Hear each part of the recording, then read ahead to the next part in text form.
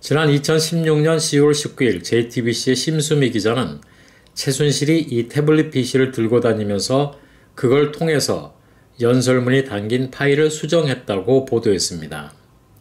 심수미 기자는 고영태의 말을 인용해 이렇게 보도했습니다. 이어 10월 26일 손석희 앵커도 최순실 씨가 태블릿 PC를 들고 다니면서 연설문도 고치고 회의 자료도 받았다고 보도해 드렸습니다. 이렇게 말했습니다. JTBC의 보도 이후 최순실이 태블릿 PC로 박근혜 대통령의 연설문을 수정했다는 것은 기정사실처럼 돼버렸습니다. 언론은 다투어 JTBC가 보도한 그대로 보도했습니다. 이것이 촛불 집회와 탄핵의 기폭제가 됐습니다.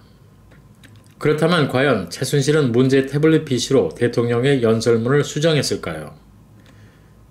지금까지 이뤄진 태블릿 PC 감정과 재판 결과를 보면 이 태블릿 PC는 문서를 수정할 수 있는 애플리케이션, 즉 프로그램이 없습니다.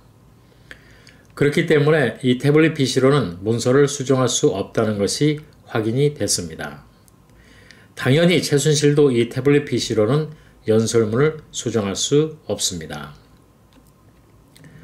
서울중앙지검이 지난 2016년 10월 25일 내놓은 문제 태블릿 PC에 대한 감정보고서를 보겠습니다.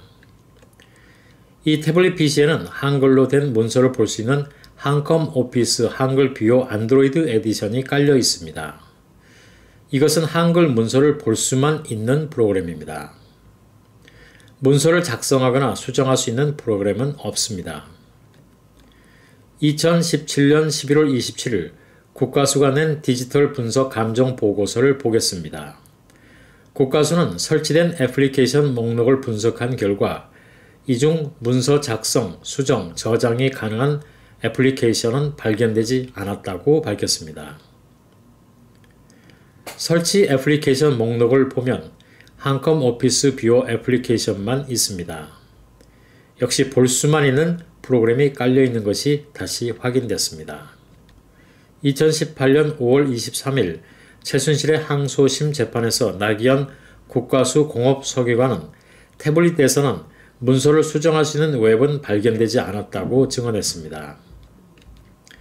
이런 감정 결과를 보면 최순실이든 누구든 문제 태블릿 PC로는 문서 수정과 작성은 불가능합니다. JTBC의 보도는 오보입니다. 최악의 가짜 뉴스입니다. 그렇다면 JTBC는 어떻게 이런 오보를 했을까요? JTBC는 이 태블릿 PC에 대해 처음 보도할 때 이 태블릿 PC의 문서 작성과 수정을 할 수 있는 프로그램이 없다는 것을 몰랐던 것입니다. 이 사실은 이번 변희재 미디어워치 대표 고문의 1심 재판에서 밝혀졌습니다. JTBC의 심수미 기자는 지난 10월 1일 재판에서 태블릿 PC에 문서 수정 웹이 없다는 사실에 대해 아직도 그 사실을 모르나요? 하는 질문에 대해서 모르겠습니다. 이렇게 답했습니다. 최순실 사태 당시 특별취재팀장이었던 손용석 부장은 10월 29일 재판에 출석해 태블릿 PC로 문서 수정을 못한다는 사실을 나중에 알았다고 증언했습니다. 그러나 그것을 알게 된 시점은 언제인지는 모르겠다고 말했습니다.